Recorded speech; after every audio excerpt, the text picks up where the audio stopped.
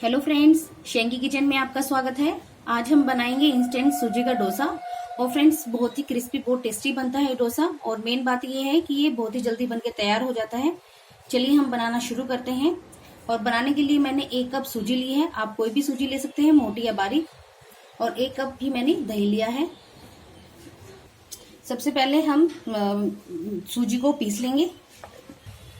मैंने इसको बारीक पीस लिया है। फ्रेंड्स, यदि हल्का दरदरा पाउडर है तो भी चलेगा। अभी हम साथ में इसमें दही डाल देंगे और अच्छे से मिक्स कर लेंगे।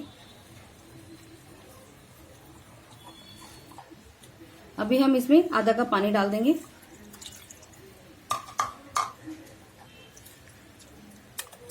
अच्छे से मिक्स कर लीजिए कि इसमें कोई भी लम्स ना रहे।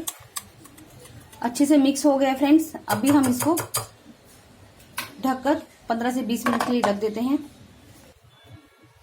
10 से 15 मिनट हो गए हैं फ्रेंड्स। और हमारी सूजी है वो अच्छे से फूल गई है।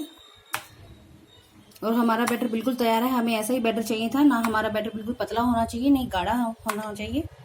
हमें बीच का बैटर चाहिए, जैसे हमारे डोसे का रहता है। अभी हम इसके अंदर आधी छोटी चम्मच नमक डाल देंगे, 1/4 छोटी चम्मच मीठा सोडा। अच्छे से मिक्स कर लेंगे। फ्रेंड्स, मैंने नॉनस्टिक तवा लिया है, वो मेरा मीडियम गर्म हो गया है। यदि हमारा थोड़ा हल्का गर्म होगा या तेज गर्म होगा तो हमारा डोसा नहीं बनेगा, वो चिपकने लगेगा।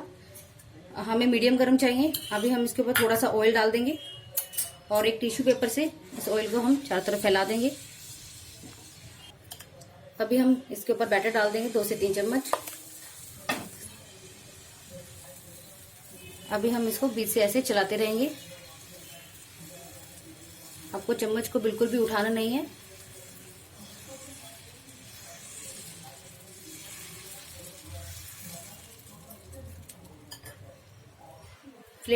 फ्लेम को आप मीडियम रखिएगा।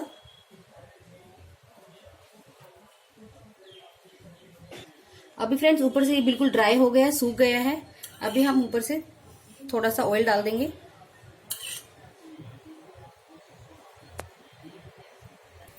आप देखिए फ्रेंड्स, इसका आप देख सकते हैं इसका कलर चेंज हो गया है और ये उतर भी गया है।